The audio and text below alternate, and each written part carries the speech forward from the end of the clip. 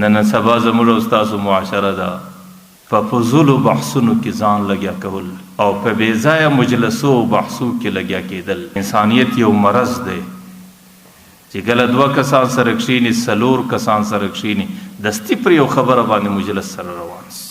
هغه خبره دستي د بحث موضوع جوړه سي. یو فریقه د دې خوا ورته برابره سي، یو طرف د دې خوا ور برابره سي.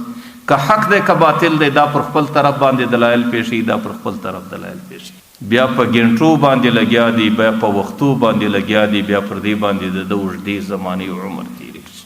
حالانکه که هغه خبره برحق سي او د یو متعلق فیصله وسي او د هغې صلح او تصفیه وسي او د هغې کامیاب او ناکامه هم معلوم سي، هم په هغې کې نه د دنیا یوه ذره ګټئ، نه په هغې کې د آخرت یوه ذره ګټئ. ځکه د مؤمن د کامیابۍ صفت دا دی چې هغې به د دغه رقم مجلسو سه، د دغه رقم لغویاتو سه او د دغه رقم بېځایه خبرو او د بېځایه مجلسو سه به سړی ځان ګوري. نو والذین هم عن اللغو معرضون. لکه ما درته ویل زموږ معاشره کې اوس دا وبا ډېره راغلې ده چې بس هسې پر یو ځای باندې مجلس کول او هسې بېځایه پر هغې باندې ټینګېدل. که هغه خبره بالفرض د دنیا ګټه خو سړی وکي او که چیرې د آخرت نفع سړی په هغې کې لګیا سي، پر هغې باندې څه لوم او ملامتیا نه وي.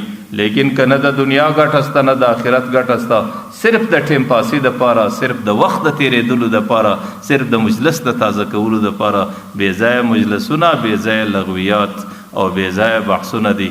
بیا خو د قیامت په میدان کې یقینا د معاشرې د انسانانو سره د دغه لغویاتو متعلق پوښتنه کوي. ما یلفظ من قول الا لدیه رقیب عتید.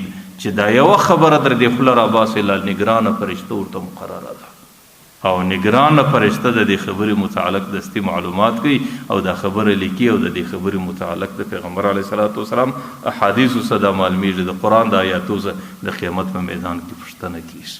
کله کله خو د سړي عبس مجلس ډېر خطرناک سي. دی صرف د مجلس د تازه کېدو دپاره یو خبره کوي. ان العبد لیتکلم بکلمة. کله کله بنده یو خبره کوي ولا یلقا بها بالا، په زړه کې څه فکر او تصور نه لري، لیکن د دې یوې خبرې په خاطر الله تعالی دومره ناراضه کی چې الله تعالی داسې جهنم ته وروغورځوي چې د هغې سر و پای دومره سره لري ابعد ما بین المشرق والمغرب.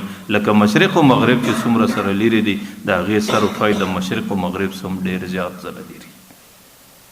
نو الله تعالی د دې یوې خبرې چې ده صرف په دې نیت باندې وکړله چې ته د ملګري را باندې وخاندي، ته د په دې نیت باندې چې مجلس لږ نور تازه سي او په دې نیت باندې چې یاره پلانکی خو زموږ د مجلس بیخي روحي روان دی چې پلانکی په مجلس کې نه وي، مجلس یو خوند نه کوي او په دې نامه پیدا کولو په نیت باندې دی ګډې وډې وایي په مجلسو کې.